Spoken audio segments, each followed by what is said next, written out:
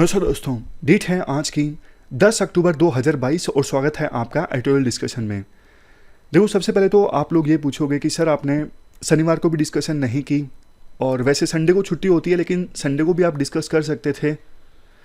देखो, इसके लिए एक्सट्रीमली सॉरी। कुछ हालात ऐसे हो गए कि बिल्कुल डिस्कशन हो ही नहीं इसकी। आज भी हम थोड़ा लेट हो गए लेकिन आगे से ऐसा नहीं होगा और आपकी रेगुलरिटी नहीं टूटेगी। आज हमें देखो 5 इश्यूज डिस्कस करने हैं। 5 इश्यूज हम डिस्कस करेंगे। सबसे पहले हम डिस्कस करेंगे इशू प्राइवेट इन्वेस्टमेंट से संबंधित। उसके बाद दूसरा इशू हम डिस्कस करेंगे एक्सटेंडिंग एससी स्टेटस से संबंधित। तीसरा टेक्स्ट कंटेक्स्ट का action plan against Delhi's air pollution. और ये आर्टिकल देखो, इसमें ना पॉइंट्स कम निकलते हैं लेकिन डिस्कस कर लेंगे 2-3 पॉइंट जो भी निकलते हैं। और एक नोबेल पीस प्राइज से संबंधित आर्टिकल हम डिस्कस करेंगे। वैसे सैटरडे को जो हमारे आर्टिकल्स रह गए थे उनको देखो हम आज तो शामिल नहीं कर सके क्योंकि ऑलरेडी आज 5 आर्टिकल्स डिस्कस करने वाले हैं, लेकिन आने वाले हफ्ते में हम उन आर्टिकल्स को भी शामिल कर लेंगे। तो चलिए डिस्कशन आज की स्टार्ट करते हैं। First important article public investment की आवश्यकता से संबंधित है। आप जीएस पेपर 3 के इस टॉपिक से आर्टिकल को रिलेट कर सकते हो। देखो, सबसे पहले बेसिक्स की बात करते हैं। इन्वेस्टमेंट की सिग्निफिकेंस क्या होती है इकोनॉमी में। इन्वेस्टमेंट देखो कोई भी हो सकती है। मान लीजिए स्कूल बनता है, ये भी एक इन्वेस्टमेंट है। कोई फैक्ट्री बनती है, ये भी एक इन्वेस्टमेंट है। जब भी इकोनॉमी में इन्वेस्टमेंट होती है ना, फॉर एग्जांपल स्कूल बना, कोई ब्रिज बना, हाईवे बना, इससे क्या होता है, जब कंस्ट्रक्शन होगी स्कूल की, हाईवे की, बहुत सारा आपको पता है रॉ मटेरियल इस्तेमाल होगा, जैसे सीमेंट, स्टील इत्यादि। अब उस सीमेंट स्टील को प्रोड्यूस करने के लिए फैक्ट्रीज में ज़्यादा काम होगा। ज़्यादा काम मतलब ज़्यादा रोजगार उपलब्ध होगा। उसी प्रकार से हाईवे बनेगा तो ज़्यादा कंस्ट्रक्शन वर्कर्स को काम मिलेगा। अब उनको काम मिलेगा, उनके पास पैसा होगा तो उस पैसे से वो मार्केट में जाएंगे चीज़ें खरीदने के लिए। अब जिन चीज़ों को वो खरीदेंगे उसकी डिमांड बढ़ेगी। उस डिमांड को जनरेट होने के लिए, डिमांड को पूरा करने के लिए फैक्ट्रीज में काम होगा। उस फैक्ट्री में भी वर्कर्स को रोजगार मिलेगा। मतलब इकोनॉमी के जो पहिए हैं ना, वो चलते हैं इन्वेस्टमेंट से। जैसे जैसे इन्वेस्टमेंट ज़्यादा होती है वैसे वैसे देखो इकोनॉमिक एक्टिविटीज़ ज़्यादा होती हैं और देश की इकोनॉमिक ग्रोथ रेट इंक्रीज होती है। सिंपल कंसेप्ट है, समझ गए। अब क्वेश्चन ये उठता है, इन्वेस्टमेंट करे कौन? या तो सरकार इन्वेस्टमेंट करे या फिर प्राइवेट इन्वेस्टमेंट हो। समझ गए। प्राइवेट इन्वेस्टमेंट मतलब कंपनीज जैसे अदानी, अंबानी, ये लोग इन्वेस्टमेंट करें। आपको पता है ना, विभिन्न राज्यों में इन्वेस्टमेंट समिट चलता है जिसमें विभिन्न राज्य सरकारें उद्योगपतियों को यानी बिजनेसमैन को इनवाइट करती हैं। राजस्थान में पिछले 2-3 दिनों में आपने देखा होगा एक कंट्रोवर्सी पैदा हो गई। अशोक गहलोत जो राजस्थान के मुख्यमंत्री हैं, उन्होंने इनवाइट किया था अदानी को, जिसको कांग्रेस पार्टी जिस पर आरोप लगाती है। तो बीजेपी ने आरोप लगाया, वैसे आप अदानी को गालियां देते हो लेकिन इनको आपने इन्वेस्टमेंट समिट में क्यों बुलाया? इन्वेस्टमेंट करने के लिए। तो जाहिर तौर पर विभिन्न राज्य सरकारें इन्वेस्टमेंट के लिए इसीलिए बुलाती हैं बिजनेसमैन को कि उनके राज्य में ज़्यादा इकोनॉमिक एक्टिविटीज़ हों, ज़्यादा रोजगार के अवसर पैदा हों। इसीलिए देखो विभिन्न सरकारें ये कोशिश भी करती हैं कि प्राइवेट कंपनीज के लिए ना बिजनेस और ज़्यादा आसान हो। मतलब विभिन्न राज्यों के बीच में ना एक कंपटीशन रहता है कि ज़्यादा से ज़्यादा इन्वेस्टमेंट हमारे राज्य में आए। पिछले दिनों आपने देखा गुजरात और महाराष्ट्र के बीच में सेमीकंडक्टर फैक्ट्री को लेके वेदांता सेमीकंडक्टर फैक्ट्री स्टैब्लिश करना चाहती थी चिप्स की, तो उसको लेके कंपटीशन था। गुजरात वो कॉन्ट्रैक्ट जीत गया बिल्कुल आखिरी मोमेंट्स में महाराष्ट्र को, जबकि वो प्रोजेक्ट मिलने वाला था। इस बात को लेके कंट्रोवर्सी भी पैदा हो गई थी। लेकिन देखो हाल ही में क्या हुआ, जो हमारी वित्त मंत्री है ना, फाइनेंस मिनिस्टर निर्मला सीतारमन, उन्होंने ना एक समिट में कहा प्राइवेट इन्वेस्टर्स को कि आप लोग हनुमान हो, आप अपनी शक्तियां भूल गए हो, आप लोग इन्वेस्ट क्यों नहीं कर रहे हो? हमने आपके लिए सिचुएशन इतनी ज़्यादा आसान बना दी। कॉर्पोरेट टैक्स रेट को कम कर दिया, 30 से लेके 22% कर दिया। इसके साथ साथ मैन्युफैक्चरिंग कंपनीज के लिए हमने टैक्स और भी कम कर दिया। नई मैन्युफैक्चरिंग कंपनीज के लिए पहले 25% हुआ करता था, अब 15% कर दिया। बावजूद इसके आप इन्वेस्ट क्यों नहीं कर रहे हो? तो इसके जवाब में ना राइटर ये कहते हैं, देखो प्राइवेट कंपनीज वित्त मंत्री के कहने पर इन्वेस्ट नहीं करेंगे। जो प्राइवेट इन्वेस्टर्स हैं, प्राइवेट कंपनीज हैं, वो तब इन्वेस्ट करेंगे जब उनको प्रॉफिट लगेगा कि हाँ हमें अब फायदा होगा, हमें इन्वेस्टमेंट करनी चाहिए। तो इसलिए ये जो मौका है ना बिल्कुल सही है।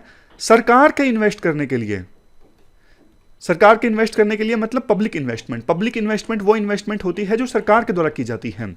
सरकार देखो वैसे वाटर, सैनिटेशन, ये सब सर्विसेज तो प्रोवाइड करती ही है, क्योंकि प्राइवेट सेक्टर ये सब सर्विसेज नहीं प्रोवाइड करता। तो लिविंग स्टैंडर्ड को इंप्रूव करने के लिए, प्रोडक्टिविटी को इंक्रीज करने के लिए सरकार ये बेसिक सर्विसेज प्रोवाइड करती है।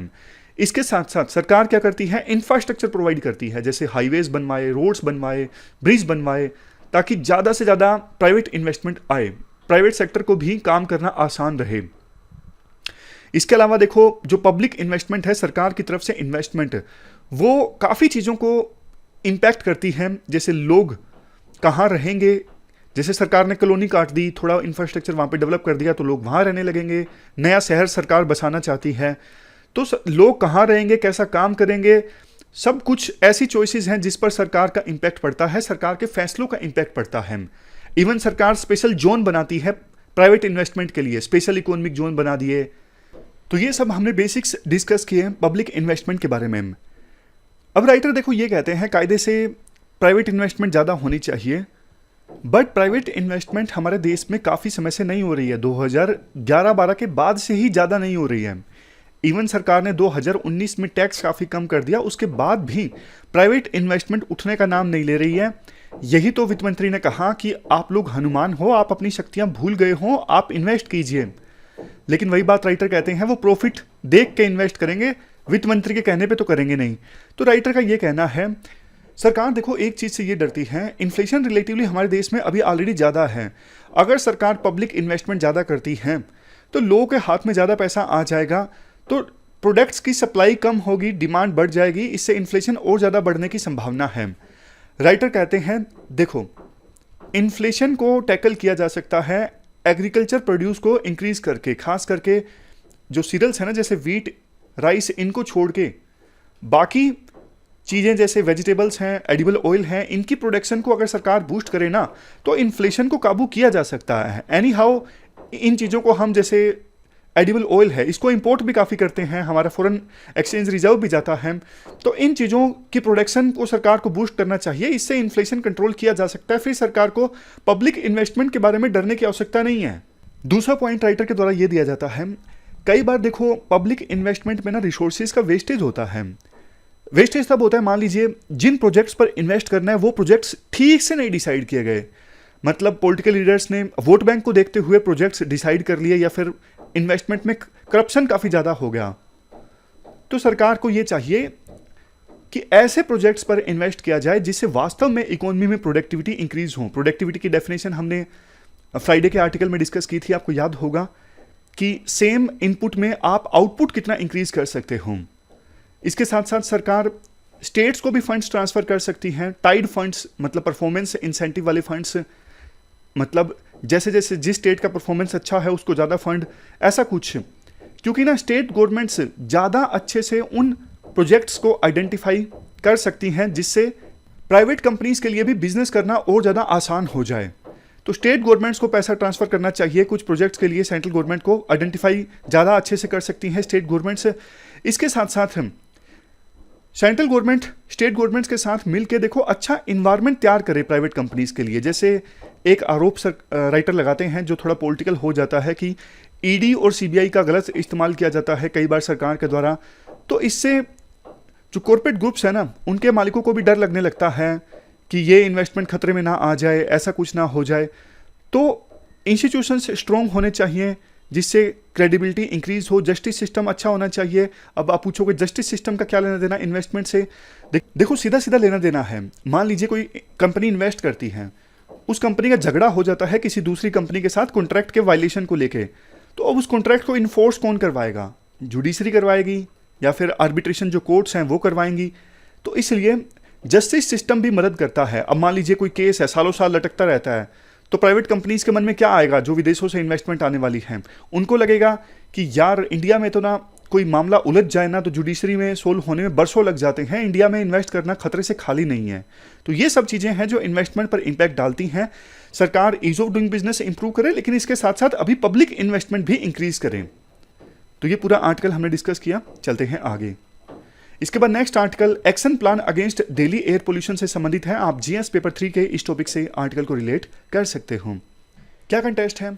कंटेक्स्ट देखो इतना है, revised graded response action plan की फर्स्ट स्टेज इंप्लीमेंट की जा चुकी है। आपके मन में सबसे पहला क्वेश्चन यही आया होगा, ये revised graded response action plan है क्या, जिसका छोटा नाम है ग्रैप, GRAP।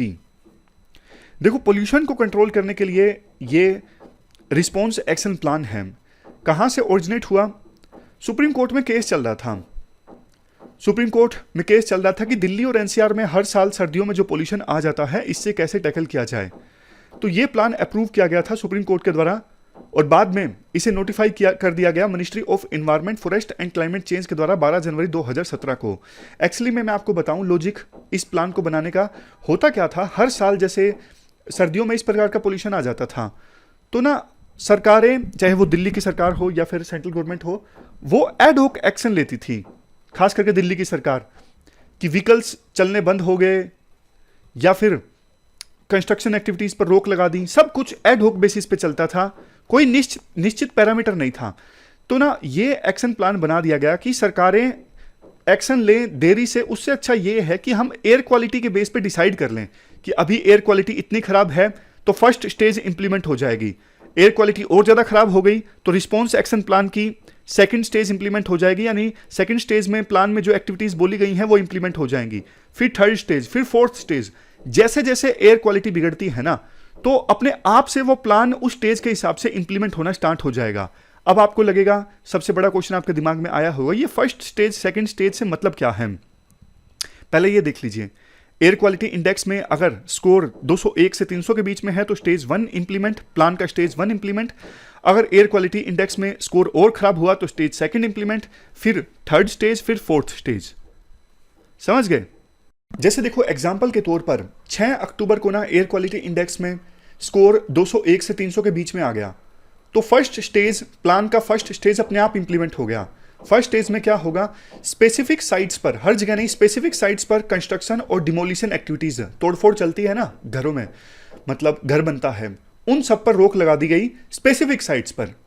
इसके अलावा एजेंसीज को बोला गया वो साइट्स जहां पे देखो कूड़ा गिरा जाता है, डंपिंग साइट्स, जैसे पूरे मोहल्ले का कूड़ा एक जगह पे फेंक दिया, यहां पे सारा कूड़ा हटा लो, ये इंप्लीमेंट हो जाता है स्टेज 1 में। और ओपन लैंड में अब कूड़ा नहीं गिरा जाएगा। इसके अलावा अगर देखो म्युनिसिपल सॉलिड वेस्ट को या फिर बायोमास को जलाया जाता है ओपनली, जैसे कुछ ठेकेदार जला देते हैं, तो उन पे हैवी फाइन लगाया जाएगा। रोड को मैकेनिकली साफ किया जाएगा, पानी का छिड़काव किया जाएगा, पटाखों पर बैन लग जाएगा as per the directions of supreme court. ये सब होता है स्टेज 1 में। अब मान लीजिए कुछ ज्यादा स्कोर खराब हो जाता है सेकंड स्टेज में, तो उसके बाद फिर ये सब हो जाता है। रोड का जो साफ सफाई है वो डेली होने लगती है मशीनों की सहायता से। पानी का छिड़काव भी अल्टरनेट डे में होता है, एक दिन छोड़ के एक दिन, ताकि डस्ट को स्प्रेस किया जा सके, डस्ट हवा में ना उड़े। अथॉरिटीज ये इंश्योर करती हैं पावर सप्लाई अनइंटरप्टेड रहे, पावर सप्लाई के कट ना लगे, क्योंकि कट लगते हैं तो लोग फिर जनरेटर इस्तेमाल करते हैं जिससे धुआं एमिट होता है। तीसरी स्टेज में क्या होता है, जब एयर क्वालिटी इंडेक्स में स्कोर और ज्यादा खराब हो जाता है, 401 से 500 के बीच में आ जाता है, 401 से 450 के बीच में आ जाता है, यानी हवा बहुत खराब, तो फिर क्या होता है, तीसरी स्टेज में देखो रोड्स की जो क्लीनिंग है वो और ज्यादा फ्रीक्वेंसी के साथ होती है, पानी का छिड़काव डेली होता है, अल्टरनेट डे पर नहीं, डेली। इसके साथ साथ पब्लिक ट्रांसपोर्ट सर्विसेज को बूस्ट करने के लिए टिकट्स के रेट कम किए जा सकते हैं ताकि ज़्यादा लोग पब्लिक ट्रांसपोर्ट से ट्रैवल करें। इसके साथ साथ सभी कंस्ट्रक्शन एक्टिविटीज़ पर बैन लगाया जा सकता है, एक्सेप्ट अगर कोई रेलवे का प्रोजेक्ट चल रहा है, मेट्रो का प्रोजेक्ट चल रहा है, एयरपोर्ट या फिर हॉस्पिटल का प्रोजेक्ट चल रहा है, इनको छोड़ के सभी कंस्ट्रक्शन एक्टिविटीज़ पर बैन लगाया जा सकता है। स्टेट गवर्नमेंट रिस्ट्रिक्शंस लगा सकती हैं पुराने इंजन्स पर, जैसे भारत स्टैंडर्ड 3 पेट्रोल के इंजन्स हैं उन पर, BS4 diesel light motor vehicles हैं, इन पर सरकार रिस्ट्रिक्शंस लगा सकती है कि ये सड़कों पर नहीं चल सकते। इसके बाद देखो इससे भी ज़्यादा, मान लीजिए एयर क्वालिटी इंडेक्स में स्कोर 450 से भी इंक्रीज हो गया, फिर तो देखो जो दिल्ली में ट्रक्स वगैरह आते हैं उनकी एंट्री पर बैन लग सकता है। अगर कोई एसेंशियल कमोडिटी लेके आ रहा है तो वो अलग बात है। इसके अलावा four wheeler diesel light motor vehicles हैं उनको बैन किया जा सकता है। अगर कोई इमरजेंसी सर्विस के लिए चल रहा है तो अलग बात है। हर प्रकार की कंस्ट्रक्शन और डिमोलिशन एक्टिविटी को रोका जा सकता है। इसके बाद इवन पब्लिक ऑफिस में, म्यूनिसिपल बॉडीज में और प्राइवेट ऑफिस में अलाउ किया जा सकता है कि सिर्फ 50% एम्प्लॉइज काम करेंगे, जैसे देखो कोविड के समय होता था। और कुछ और इमरजेंसी मेजर्स लिए जा सकते हैं, जैसे स्कूलों को बंद कर दिया जाए, नॉन इमरजेंसी कमर्शियल एक्टिविटीज़ को बंद कर दिया जाए और OD1 के हिसाब से व्हीकल चलें। तो ये सब काम किए जा सकते हैं जब एयर क्वालिटी इंडेक्स में स्कोर 450 से भी ऊपर चला जाता है। ये सारी स्टेजेस देखो पहले से इसलिए तय की गई थी, सरकार ना पोल्यूशन बढ़ने पर एकदम से एड हॉक बेसिस पे काम ना करे, और जैसे मतलब पहले से प्लान तैयार हो कि हाँ ये हो रहा है, अब ये स्टेज अपने आप इंप्लीमेंट हो जाए, सरकार की इसमें डिस्क्रिशन कम से कम हो। क्योंकि सरकार कई बार ना वोट बैंक को देखते हुए या फिर अपनी इमेज को देखते हुए फैसले लेती है, और पोल्यूशन कई बार फिर उससे और ज़्यादा बढ़ता जाता है। समझ गए? तो ये पूरा आर्टिकल हमने डिस्कस किया टेक्स्ट कंटेक्स्ट का, मेनली इसमें इंफॉर्मेशन ज़्यादा थी। अब चलते हैं आगे। इसके बाद नेक्स्ट आर्टिकल शेड्यूल कास्ट के स्टेटस से संबंधित है। आप जीएस पेपर सेकंड के इस टॉपिक से आर्टिकल को रिलेट कर सकते हो। क्या कंटेस्ट है? देखो बेसिक्स की बात पहले करते हैं। आप एक बात बताइए, अभी कोई पर्सन शेड्यूल कास्ट से आता है, हिंदू धर्म में है, लेकिन वो हिंदुइज्म को छोड़ देता है, वो इस्लाम में आ जाता है या फिर क्रिश्चियनिटी में आ जाता है, तो क्या उस पर्सन को एससी का स्टेटस मिलेगा जॉब के लिए या फिर दूसरी चीजों के लिए, एजुकेशन के लिए? अभी नहीं मिलता है। लेकिन मांग ये है कि ऐसे लोग जिन्होंने अपना धर्म कन्वर्ट कर लिया है, वो क्रिश्चियनिटी या फिर इस्लाम में आ गए हैं, तो उनके साथ भी पास्ट में डिस्क्रिमिनेशन तो हुआ ही था ना, और हो सकता है नए धर्म में भी उनको ठीक ढंग से ट्रीट नहीं किया जा रहा हो। तो क्या उनको एससी होने का जो लाभ मिलता है रिजर्वेशन में, मतलब जो एफर्मेटिव एक्शन है, सरकार पास्ट के डिस्क्रिमिनेशन को एड्रेस करने की कोशिश करती है, वो लाभ दूसरे धर्मों के कन्वर्ट्स को मिलना चाहिए या फिर नहीं मिलना चाहिए? तो ये डिसाइड करने के लिए ना सेंट्रल गवर्नमेंट ने 3 मेंबर्स का एक कमीशन गठित किया है, जिसका हेड बनाया गया है farmer chief justice of India KG Balakrishnan को। अब देखो राइटर ये बोलते हैं, इस कमेटी के सामने सबसे बड़ा तो इशू ये होगा कि जो भी ये कमेटी अपनी रिपोर्ट देगी ना, उस पर पॉलिटिक्स हो सकती है। जैसे कुछ पॉलिटिकल पार्टीज का ये कहना है, जिन्होंने अपना धर्म कन्वर्ट कर दिया है ना, मान लीजिए जो पहले हिंदुइज्म में था अब वो इस्लाम या फिर क्रिश्चियनिटी में चला गया है, तो उसको धर्म चेंज करने के बाद भी अगर रिजर्वेशन का लाभ मिलेगा ना, तो इससे तो बल्कि कन्वर्जन और ज़्यादा होंगी। अभी ना ये डेटरेंस का काम करता है। जैसे कुछ लोग अपने धर्म को इसलिए नहीं कन्वर्ट करते कि हमारा स्टेटस चला जाएगा शेड्यूल कास्ट का, लेकिन अगर दूसरे धर्म में जाके भी एससी का स्टेटस मिलेगा तो कन्वर्जेंस के जो प्रयास हैं वो बढ़ जाएंगे। ये एक बड़ा इशू है। दूसरा, जो ऑलरेडी अभी शेड्यूल कास्ट में आते हैं उनकी एक बड़ी शिकायत है कि अगर देखो दूसरे धर्म में जो कन्वर्ट हो गए उनको भी आप एससी का स्टेटस दोगे, तो मतलब ऑलरेडी जो कन्वर्ट हो चुके हैं उनको भी, तो ना शेड्यूल कास्ट का दायरा और ज़्यादा इंक्रीज हो जाएगा। दायरा इंक्रीज हो जाएगा। वैसे भी शेड्यूल कास्ट में क्रीमी लेयर का कंसेप्ट नहीं है, ओबीसी में है। तो मतलब जो जेन्युइन शेड्यूल कास्ट के लोग हैं ना, उनको रिजर्वेशन का नाम नहीं मिल पाएगा। तो ये भी एक बहुत कॉम्प्लेक्स इशू है। नेक्स्ट पॉइंट ये भी दिया जाता है, देखो रिजर्वेशन देने का एक रीजन यही था ना, हिंदू धर्म में जैसे पास्ट में बहुत एट्रोसिटीज हुई थी, कुछ लोगों पे डिस्क्रिमिनेशन हुआ था, लेकिन उन्होंने अपना धर्म ही छोड़ दिया, दूसरे धर्म में चले गए, तो फिर उस चीज़ को एड्रेस करने की जरूरत है या फिर नहीं है, इस बात पर भी डिबेट होती है। समझ गए? मतलब पास्ट में जैसे हिंदुइज्म में डिस्क्रिमिनेशन होता था, अब उस चीज़ को एड्रेस करने के लिए रिजर्वेशन दिया जाता है, लेकिन उन लोगों ने अपना धर्म अब छोड़ ही दिया, वो हिंदू रहे ही नहीं, तो फिर क्या उनको इस रिजर्वेशन का लाभ मिलना चाहिए या नहीं मिलना चाहिए? National commission for religious and linguistic minorities, इस कमीशन को हेड किया गया था retired chief justice Ranganath Mishra के द्वारा। इन्होंने भी इस इशू को एग्जामिन किया। इन्होंने 2007 में अपनी रिपोर्ट दी और कहा कि हाँ, दलित, सभी धर्मों के जो दलित हैं उनको शेड्यूल कास्ट का स्टेटस मिलना चाहिए, बेशक उन्होंने हिंदुइज्म को छोड़ के दूसरे धर्म को अपना लिया है तो भी। इस रिपोर्ट में यह कहा गया था शेड्यूल कास्ट स्टेटस को ना सिर्फ हिंदुइज्म, सिखिज्म, बुद्धिज्म, अभी इन 3 धर्मों से जोड़ के देखा जाता है शेड्यूल कास्ट के स्टेटस को, मतलब इन 3 धर्मों में ऐसी स्टेटस मिलता है। तो 2007 की रिपोर्ट में यह कहा गया था कि शेड्यूल कास्ट के स्टेटस को सिर्फ इन 3 धर्मों से नहीं जोड़ के देखना चाहिए, बल्कि इस्लाम और क्रिश्चियनिटी के लिए भी ये लागू होना चाहिए। वहां पर भी बेशक कुछ लोग कन्वर्ट हुए हैं, उनको मिलना चाहिए शेड्यूल कास्ट का स्टेटस। इसके बाद लास्ट में राइटर ये बोलते हैं, देखो ये पहली बार नहीं है जब इशू हमारे देश में सुर्खियों में है। इससे पहले भी कोर्ट ने सेंटर से काफ़ी बार पूछा है कि आप इस इशू पर अपनी पोजीशन क्लियर कीजिए।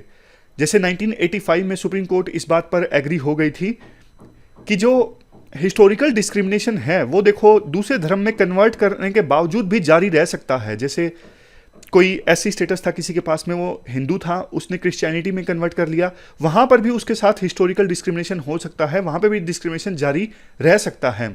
लेकिन ना सुप्रीम कोर्ट ने यह भी माना कि इनफ मटेरियल नहीं है, मतलब इनफ एविडेंस नहीं है ये डिसाइड करने के लिए कि कन्वर्जन के बाद भी डिस्क्रिमिनेशन होता है या फिर नहीं होता है।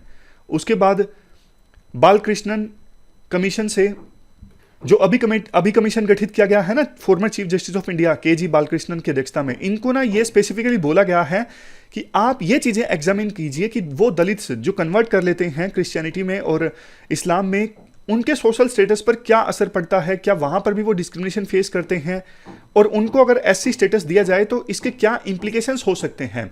तो ये स्पेसिफिक चीज़ें दी गई हैं के.जी. बालकृष्णन कमीशन को, इन चीज़ों पर उनको पता लगाना है और रिकमेंडेशंस देनी है सुप्रीम कोर्ट को। चलते हैं आगे। इसके बाद नेक्स्ट जो आर्टिकल है वो पीस प्राइज पॉलिटिक्स से संबंधित है या नोबेल पीस प्राइज से संबंधित है। आप जीएस पेपर सेकंड के इस टॉपिक से आर्टिकल को रिलेट कर सकते हो। इस बार का नोबेल पीस प्राइज किसे मिला है? देखो 3 लोगों ने शेयर किया है, सारे लोग नहीं है, ऑर्गेनाइजेशन भी है। सबसे पहले है एलिस बिलियस्की, उसके बाद मेमोरियल, उसके बाद सेंटर फॉर सिविल लिबर्टीज। क्या काम किया इन्होंने? देखो इन्होंने ना रशिया और रशिया के जो एलाई कंट्रीज है ना, फॉर एग्जांपल बेलारूस, वहां पर एट्रोसिटीज को उजागर करने का काम किया। मतलब एक प्रकार से आरोप भी लग रहे हैं कि इस बार का नोबेल पीस प्राइज रशिया और रशिया के एलाई कंट्रीज में जो सरकारें हैं उनके खिलाफ जाके दिया गया है, उनको ह्यूमिलिएट करके दिया गया है कि नोबेल पीस प्राइज में पॉलिटिक्स हो गई है। पिछली बार भी जिनको दिया गया था ना 2021 में, दिमित्री मुराटोव, ये भी रशिया में पुतिन के अगेंस्ट बोलते थे, freedom of speech and expression की बात करते थे, इनको दिया गया था। तो 2 बार हो गया लगातार रशिया के अगेंस्ट, आप कह सकते हो, ये पीस प्राइज दिया जा रहा है। जो रशिया की सरकार के अगेंस्ट एट्रोसिटीज को उजागर करने का काम करता है उनको दिया जा रहा है। इसी वजह से पॉलिटिक्स हो जाती है कि वेस्टर्न कंट्रीज के इशारे पर काम कर रही है नोबेल पीस प्राइज कमेटी, जो डिसाइड करती है किसको नोबेल पीस प्राइज दिया जाए। क्या किया है वैसे इन्होंने, एक एक करके बात करते हैं। सबसे पहले बात करें मेमोरियल की, इनको क्यों मिला है? मेमोरियल देखो वो ऑर्गेनाइजेशन है जो 1987 के बाद से ही इस इशू पे काम कर रही है कि रशिया की सरकारों के द्वारा, जो भी सरकारें आई, जैसे अभी तो पुतिन का रूल है, इनके द्वारा जनता के ऊपर क्या एट्रोसिटीज की गई हैं, क्या अत्याचार किए गए हैं, उन सब का रिकॉर्ड रखती है ये ऑर्गेनाइजेशन मेमोरियल। नेक्स्ट है एलिस बिलियस्की, ये देखो बेलारूस के एक्टिविस्ट हैं, बेलारूस के एक्टिविस्ट हैं और 1980 से ही कोशिश कर रहे हैं बेलारूस में डेमोक्रेसी आए। समझ गए? इसके बाद तीसरे नंबर पे है सेंटर फॉर सिविल लिबर्टीज। ये देखो वैसे तो इस्टाब्लिश की गई थी यूक्रेन में डेमोक्रेसी को प्रमोट करने के लिए, लेकिन आज के समय में 2014 के बाद से ही रशिया के द्वारा जो एट्रोसिटीज की जा रही है ना यूक्रेन में, उनको डॉक्यूमेंट करने का ये काम करती है, मतलब उनका रिकॉर्ड रखती है। देखो तीनों ने ही ना जिनको नोबेल पीस प्राइज मिला है, चूंकि इन्होंने गवर्नमेंट के अगेंस्ट जाके काम किया तो तीनों को इसकी कीमत भी चुकानी पड़ी है। जैसे एलिस बिलियस्की जो है ना, इनको जेल में डाल दिया गया था 2011 से 2014 के बीच में। मतलब इन्होंने कोशिश की थी कि बेलारूस में डेमोक्रेसी आनी चाहिए, उसके लिए इनको जेल में डाल दिया गया था, इन्होंने प्रोटेस्ट किया था। उसके बाद 2020 में फिर से स्ट्रीट प्रोटेस्ट स्टार्ट हुए बेलारूस में सरकार के अगेंस्ट, क्योंकि जो प्रेसिडेंशियल इलेक्शन था ना वो डिस्प्यूटेड था और उसमें चुन के आए थे कौन? अलेक्जेंडर लुकाशेंको, जो इनको पसंद नहीं करते। वो 6ठी बार जीते लगातार, तो बाद में फिर से इनको अरेस्ट कर लिया गया, अभी भी वो जेल में है बिना किसी ट्रायल के। इसके बाद बात की जाती है मेमोरियल की, जो रशिया में काम कर रही है, स्टेट एट्रोसिटीज को डॉक्यूमेंट करती है। इन्होंने देखो रशिया में स्टेट एट्रोसिटीज के बहुत पुराने रिकॉर्ड को भी संभाल के रखा है, जैसे जो स्टालिन के द्वारा किए गए थे। इनकी भी पुतिन के साथ बनती नहीं, मतलब 36 का आंकड़ा है, पुतिन एडमिनिस्ट्रेशन इनको पसंद नहीं करता। तो लास्ट ईयर इस एनजीओ को डिसबैंड कर दिया गया था, बंद कर दिया गया था रशिया की कोर्ट के द्वारा, और पिछले हफ्ते ही जज ने यह फैसला सुनाया कि ऑर्गेनाइजेशन के ऑफिस को जब्त कर लिया जाए सरकार के द्वारा। और सबसे लास्ट में सीसीएल, यानी जो सेंटर फॉर सिविल लिबर्टीज़ हैं, ये यूक्रेन में काम कर रही है और रशियन एट्रोसिटीज़ को डॉक्यूमेंट करती हैं। ये देखो 24 फरवरी के बाद से ही इन्होंने सारे रिकॉर्ड संभाल के रखे हैं रशियन एट्रोसिटीज़ के यूक्रेन के अंदर। वार स्टार्ट होने के बाद, मतलब 24 फरवरी में वार स्टार्ट हुआ था ना, उसके बाद से रशियन एट्रोसिटीज़ के रिकॉर्ड संभाल के रख रही है ये ऑर्गेनाइजेशन CCL। तो वही बात है, सबको पीस प्राइज मिला है रशिया के अगेंस्ट काम करने के लिए, रशिया के अलाइ कंट्रीज जैसे बेलारूस के अगेंस्ट काम करने के लिए। तो क्वेश्चंस भी उठे हैं कि पॉलिटिसाइज हो गया है ये अवार्ड। तो ये पूरा आर्टिकल हमने डिस्कस किया। देखो इसके बाद लास्ट जो आर्टिकल है, ऐसा तो नहीं है कि इसमें बहुत ज़्यादा नए पॉइंट्स हैं, ऑलरेडी इन पॉइंट्स को हमने डिस्कस किया है। Collision of the world, GS paper 2 के इस टॉपिक से आर्टिकल को रिलेट कर सकते हो। देखो सबसे पहले बताया जाता है कि इंडिया के पास ना 3 ऑर्गेनाइजेशंस की प्रेसिडेंसी होगी। कौन कौन सी? एक तो देखो SCO, UNSC United nation security council की तो अभी है। G20 की प्रेसिडेंसी भी जल्द ही इंडिया के पास होगी। तो ना एक प्रकार से इंडिया के पास मौका है, क्योंकि वर्ल्ड बहुत ज़्यादा डिवाइडेड है। एक तरफ USA के अलाइ कंट्रीज़ हैं, दूसरी तरफ रशिया है, चाइना है, इनका अलायंस है। चाइना कॉम्पिटिटिव इंस्टीट्यूशंस बनाना चाहता है, जैसे Asia investment infrastructure bank IMF के अगेंस्ट। और चाइना अपना belt and road initiative project भी चला रहा है, ज़्यादा से ज़्यादा ग्रुप्स को अपने पाले में लिया जा सके। USA कोशिश कर रहा है कि नहीं ऐसा ना हो, मेरी हेजमनी बरकरार रहे।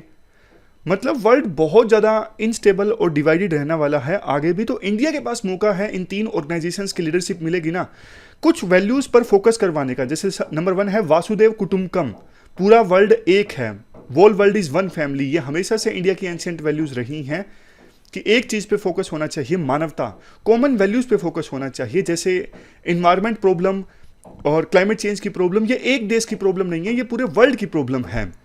तो ऐसी ऐसी चीज़ें जो है ना, इंडिया इन पे फोकस करवा सकता है इस डिवाइडेड वर्ल्ड में अपनी लीडरशिप का फ़ायदा उठाते हुए। तो इंडिया हमेशा से जो ग्लोबल पावर, बड़ा पावर बनना चाहता था ना, तो वो पोजीशन इंडिया हासिल कर सकता है इन 3 ऑर्गेनाइजेशंस की लीडरशिप में, इन 3 ऑर्गेनाइजेशंस की प्रेसिडेंसी में। तो ये पूरा आर्टिकल हमने डिस्कस किया। हमारी आज की इस डिस्कशन में इतना ही है। Thank you very much for discussion.